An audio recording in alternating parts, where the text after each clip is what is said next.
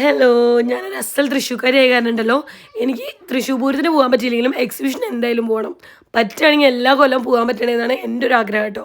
അപ്പോൾ ഇത്തവണ ഞാൻ നാട്ടിൽ വന്നപ്പോൾ പൂരം എക്സിബിഷനൊക്കെ നടക്കുന്ന ടൈമാണല്ലോ. അപ്പോൾ ഞാൻ അമ്മേൻ്റെ അടുത്ത് പറഞ്ഞിരുന്നു, അമ്മേ നമുക്ക് എന്തായാലും എക്സിബിഷന് പോകണമെന്ന്.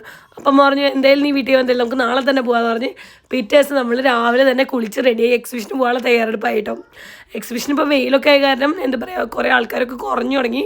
പിന്നെ ആ തുടങ്ങുന്ന സമയത്തുള്ള അത്രയും തിരക്കൊന്നും ഇപ്പം ഇല്ല കേട്ടോ. പക്ഷെ പോയപ്പോൾ എന്തായാലും ഇപ്പോൾ എനിക്ക് ഇഷ്ടപ്പെട്ടു. എല്ലാ കൊല്ലം ഞാൻ പോകുന്നതായ കാരണം എനിക്കറിയാമല്ലോ എങ്ങനെയായിരിക്കും അതിൻ്റെ കളക്ഷൻസും കാര്യങ്ങളൊക്കെ എന്തായിരിക്കും എന്നപ്പോൾ നമുക്കറിയാമല്ലോ. അപ്പോൾ പിള്ളേരെ കൊണ്ട് പോകുന്നതാണ് ആകെ പ്രശ്നം കേട്ടോ. പിള്ളേർക്ക് ഒരു കടയിൽ നിന്നൊക്കെ വാങ്ങിച്ചു കൊടുത്താൽ അതൊന്നും പോരാ പിള്ളേർക്ക്. അതിപ്പോൾ തെച്ചൂരാണെങ്കിലും ധ്രുവയ്ക്കാണെങ്കിലും അങ്ങനെ കേട്ടോ. ഒരു കടയിൽ അങ്ങനെ നമ്മൾ എല്ലാ കടയിലും കയറി ഇറങ്ങി കുറച്ച് സാധനങ്ങൾ അല്ലറ ചില്ലറ സാധനങ്ങളൊക്കെ മേടിച്ച്, പിന്നെ കുറേ ചൂട് കാലമാണല്ലോ, അപ്പോൾ നമുക്ക് വെള്ളവും കുടിച്ച് ജ്യൂസും ഐസ്ക്രീമും ഒക്കെ കഴിച്ച് നടന്ന് നമ്മൾ എന്ത് ചെയ്തെന്ന് വെച്ച് കഴിഞ്ഞാൽ നമ്മൾ അത് കഴിഞ്ഞ് എക്സിബിഷൻ കണ്ടു കഴിഞ്ഞിട്ട് നമ്മൾ പാർക്കിൽ പോയി. നമ്മളതുപോലെ എക്സിബിഷന് പോയപ്പോൾ റൈഡ്സിലൊക്കെ ഇരുന്നു കേട്ടോ. കുറേ റൈഡ്സിലിരുന്ന് കുട്ടികൾക്ക് ഇരിക്കാൻ പറ്റുന്നതിലൊക്കെ ഇരുത്തി.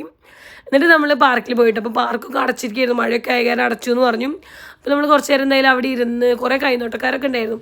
കൈ നോക്കണം എന്നൊക്കെ വിചാരിച്ചു. പിന്നെ എല്ലാ കൊല്ലവും കൈ നോക്കുന്നതാണ് കേട്ടോ ഞാൻ.